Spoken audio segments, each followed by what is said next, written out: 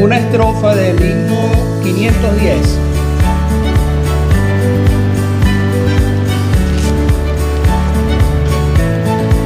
El hermano hablaba del peligro que corre aquel que aún no es salvo, que la muerte le puede alcanzar, pero también de que se manifieste el Señor venga por su amado pueblo, y aquel que no esté preparado tristemente se ha de quedar. Vamos a cantar la primera estrofa del 510. Dice: viene otra vez nuestro Salvador, oh, que si fuera hoy. Primera estrofa con el coro del 510. Y otra vez nuestro Salvador, oh, que si fuera hoy, para reinar en poder y amor, oh, que si fuera hoy, ya por su iglesia viene esta vez, purificada en su grande amor, del mundo por la redondez, oh, que si fuera hoy. Gloria, gloria, gozo sin fin traerá. Gloria, gloria, al coronarle rey. Gloria, gloria, la senda prepara. Gloria, gloria, Cristo viene otra vez.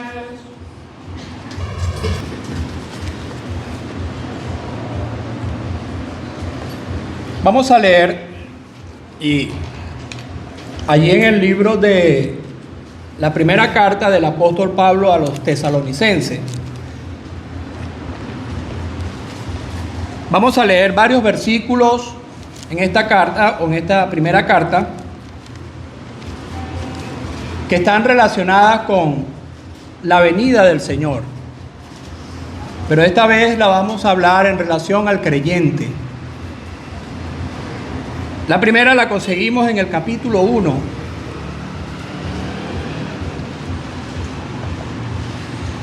Capítulo 1 de la primera carta del apóstol Pablo a los tesalonicenses, versículo 10. Dice allí: y esperar de los cielos a su Hijo, al cual resucitó de los muertos, a Jesús, quien nos libra de la ira venidera. Y esperar de los cielos a su Hijo, al cual resucitó de los muertos, a Jesús, quien nos libra de la ira venidera. Aquí la venida del Señor está relacionada con la preservación. Nos libra de la ira venidera. Capítulo 2, versículo 19.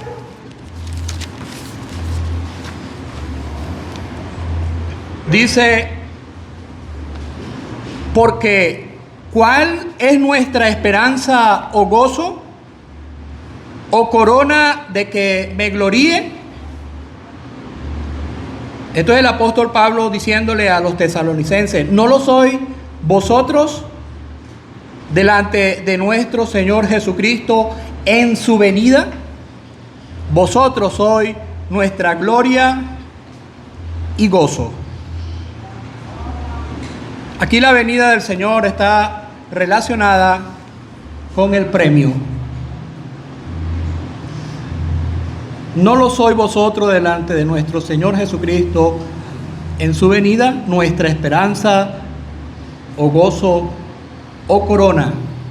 Entonces acá la venida del Señor está relacionada con el premio. Capítulo 3, versículo 13.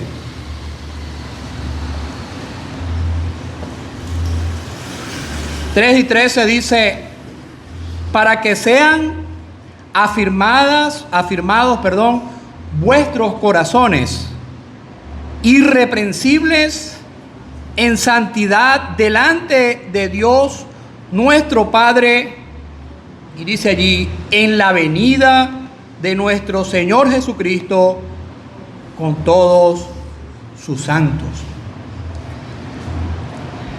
Para que sean afirmados vuestros corazones irreprensibles en santidad delante de Dios nuestro Padre en la venida de nuestro Señor Jesucristo con todos sus santos. Acá la venida del Señor la estoy relacionando con la purificación.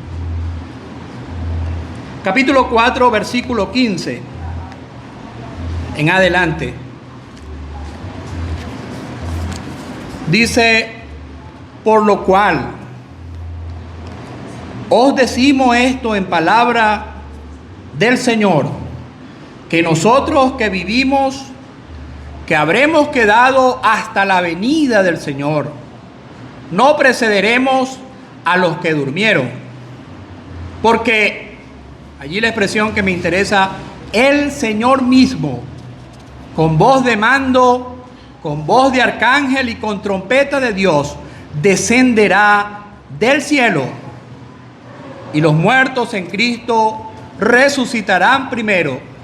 Luego nosotros, los que vivimos, los que hayamos quedado, seremos arrebatados juntamente con ellos en las nubes para recibir al Señor en el aire, y así estaremos siempre con el Señor. Por tanto, alentados los unos a los otros con estas palabras. Aquí la venida del Señor está relacionada con la presencia del mismo Señor. El Señor mismo vendrá por nosotros y estaremos con Él para siempre. Y por último, capítulo 5. Hay varias referencias allí de su venida, pero vamos a leer el versículo 23 para llevar la secuencia de las palabras. Dice 5:23: y el mismo Dios de paz os santifique por completo. Y el mismo Dios de paz os santifique. Presten atención a esta expresión, hermano. Por completo. Y todo vuestro ser, espíritu, alma y cuerpo, sea guardado irreprensible para la venida de nuestro Señor Jesucristo. Aquí la venida del Señor quisiera relacionarla con la perfección. Y todo vuestro ser, espíritu, alma y cuerpo, sean guardados irreprensibles. La perfección. Hasta aquí está bien la lectura, esperando la bendición del Señor con lo que ya hemos oído. Amén.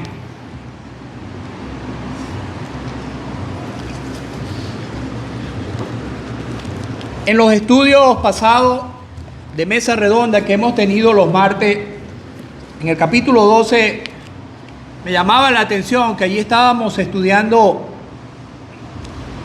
sobre aquellos dos siervos. Allí presentan a un siervo que aguarda que su Señor llegue. El Señor le pone sobre su casa y él está atento para dar, para proveer cuando es necesario, porque él está esperando. Y dice al final que es bienaventurado el siervo que cuando el Señor venga le halle haciendo así. Y un detalle que no lo comentamos, pero cuando me recordaba estos versículos me llamaba mucho la atención, es que él dice, en esos últimos versículos, dice que él le pondrá, y allí dice no sobre su casa como al principio, se dice sobre todos sus bienes. Y me hacía recordar la expresión: aquel que en lo poco ha sido fiel en lo mucho, le pondré. ¿Por qué? Porque él esperaba la venida de su Señor. Pero hay un contraste allí también. El Señor presenta a un siervo infiel. ¿Y qué es lo que resalta de aquel siervo? Dice allí la Escritura que ese hombre pensaba dentro de sí: mi amo tarda en venir. Él se despreocupó.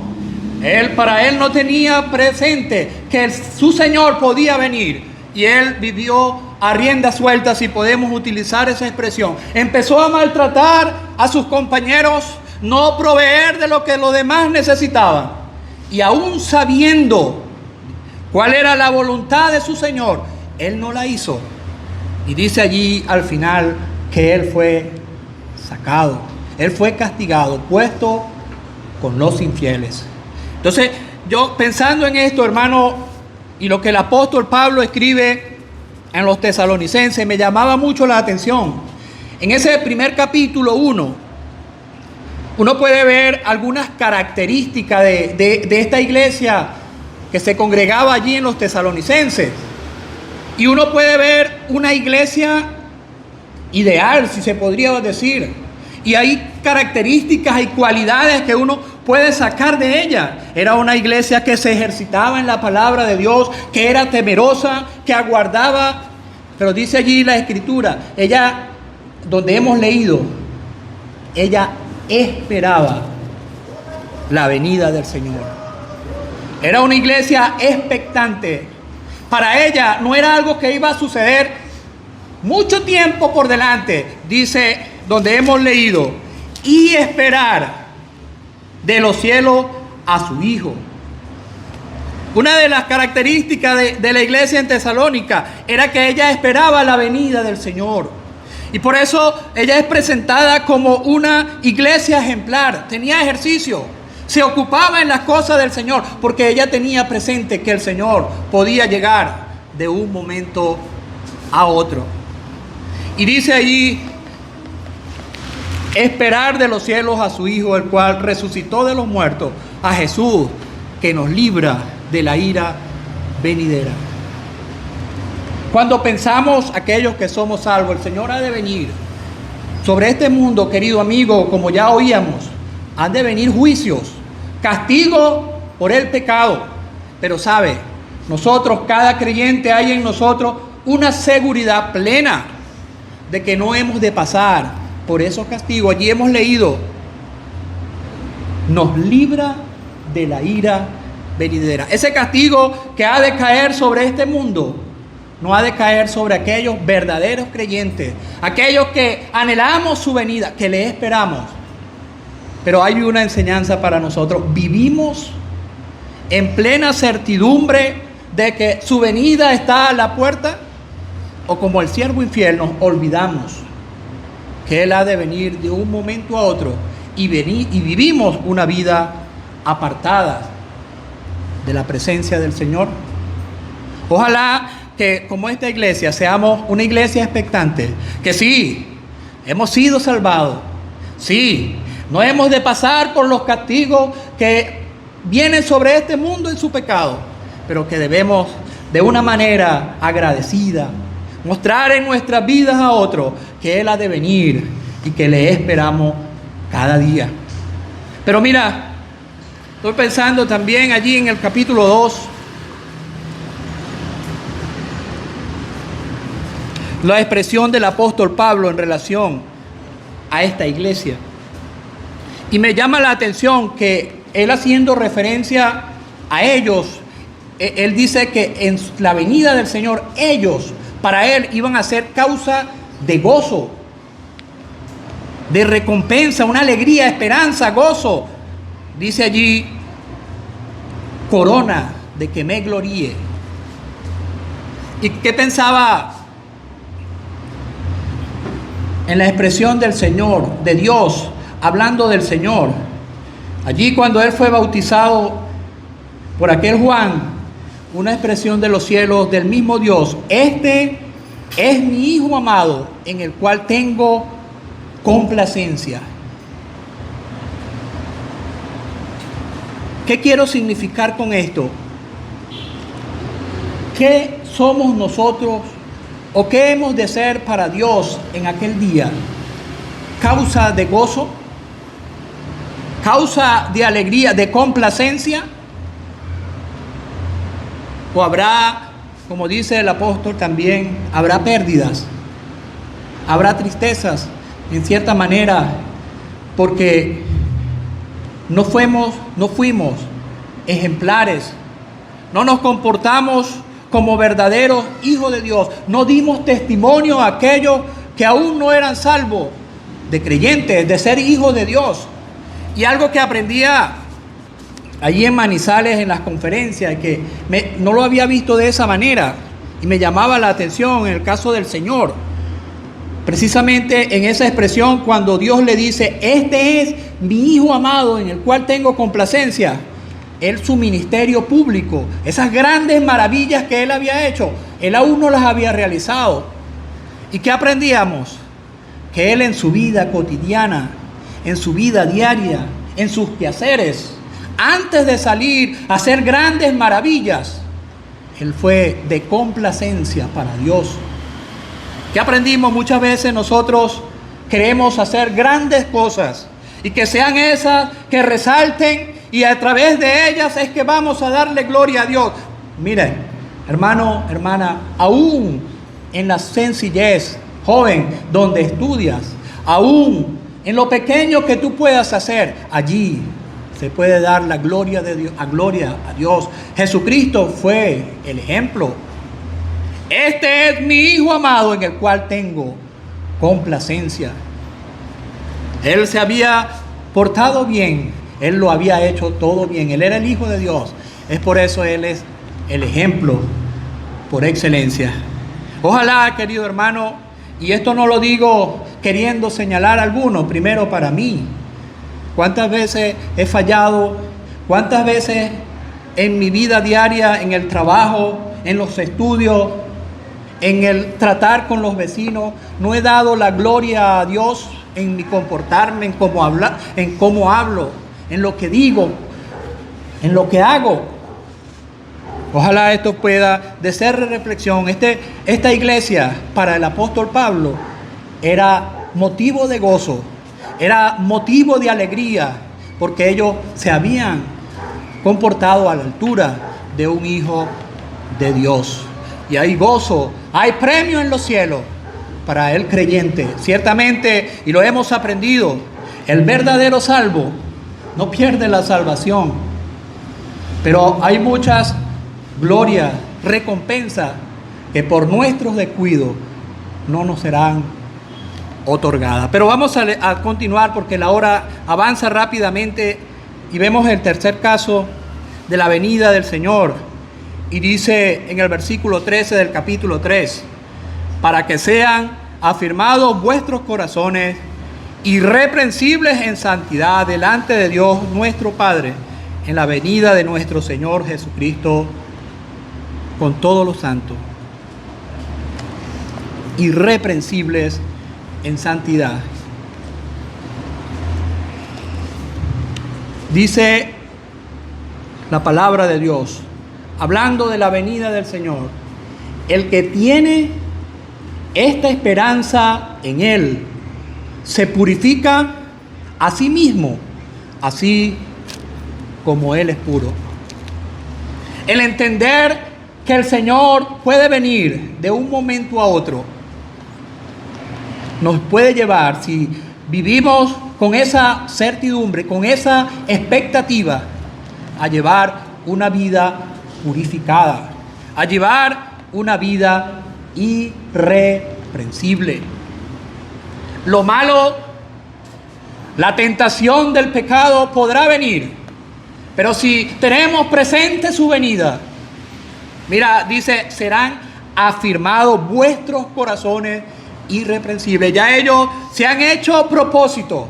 Un creyente que está a la expectativa de su venida hace un corazón o hace un propósito firme en su corazón de no pecar contra Él. Como dice la palabra de Dios, nos acordamos de su dicho para no pecar contra ti. Un creyente que está a la expectativa de su venida va a tener un corazón irreprensible. ¿Por qué? Porque Él ha de venir de un momento a otro. Hermano, seamos como aquel siervo fiel, aquel que cuando su Señor venga, le halle haciendo así, para que sean afirmados vuestros corazones irreprensibles, y dice, en santidad, delante de Dios nuestro Padre, en la venida de nuestro Señor Jesucristo con todos sus santos. Delante de Dios. ¿Es una vida irreprensible delante de los hermanos? ¿Delante de algunos? ¿O es una vida irreprensible delante de un Dios que todo lo ve, que todo lo escudriña y que sabe cuál es nuestro comportar allí en lo íntimo, que sabe cuáles las intenciones de nuestros corazones, que sabe lo más profundo de nuestro ser, qué es lo que hay? Dice allí, para afirmado vuestros corazones en santidad delante de Dios nuestro Padre. Cuando vengamos delante de la presencia de Dios, se pueda decir, como se le dijo a aquel hombre al Señor, como el Señor le dijo a aquel hombre, hablando de la sinceridad de Él. No hay engaño. Felipe creo que es el nombre, ¿no? En cual no hay engaño, que en nosotros puede haber esa firmeza de corazón, esa sinceridad.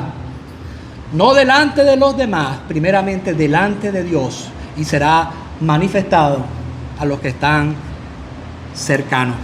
Pero la hora ya casi está cerca. En el capítulo 4,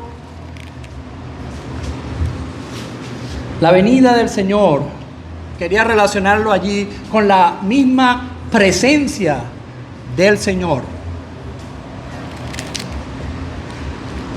El Señor mismo, versículo 16, con voz de mando, con voz de arcángel, con trompeta de Dios, descenderá del cielo. El mismo Señor vendrá por nosotros, le recibiremos allí en las nubes y estaremos con Él para siempre.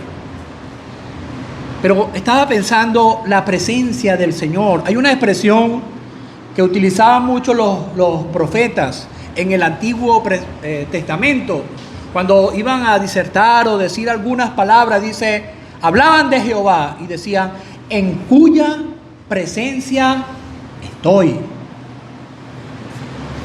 La vida diaria para aquellos hombres de Dios era un Dios que estaba delante de ellos, en cuya presencia estoy. Aquí vemos la manifestación cuando le estaremos cerca de Él por toda la eternidad. Pero cuando estamos acá, tenemos esa plena convicción de que estamos delante de su presencia, o tendemos a olvidarnos esto.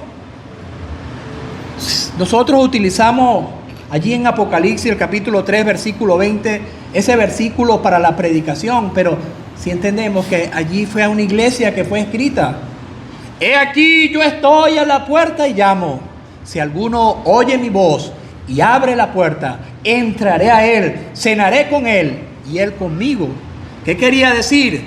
Que a Jesús lo tenían en la parte de afuera. No estaban en su presencia, decían congregarse en su nombre, pero lo tenían lejos. Él estaba afuera. Él no era el Señor de aquella iglesia. No estaban delante de su presencia. Ojalá nosotros podamos vivir con esa seguridad. El Señor está conmigo. Y si Él está conmigo, Él está atento. Y yo debo también andar como Él anduvo. Él, su palabra nos dice, nos dio ejemplo para que sigamos sus pisadas. Si queremos saber cómo debemos andar, si queremos saber cómo debemos comportarnos, ahí tenemos la vida del Señor. Leamos en su palabra y vamos a poder entender que Él fue el máximo ejemplo, el ejemplo por excelencia.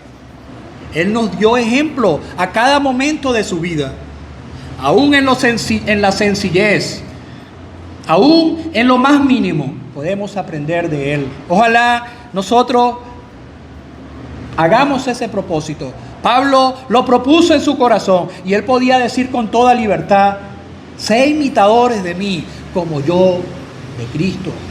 Que ese sea nuestro decir, que podamos decirlo sin pretensión, pero con seguridad.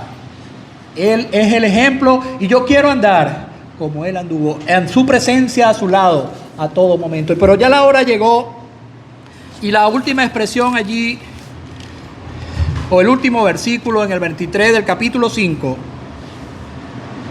y el mismo Dios de paz os santifique por completo, y todo vuestro ser, espíritu, alma y cuerpo sean guardados irreprensibles para la venida de nuestro Señor Jesucristo. Como creyentes debemos manifestar a través, es como si fuera una constante, a través de nuestra vida.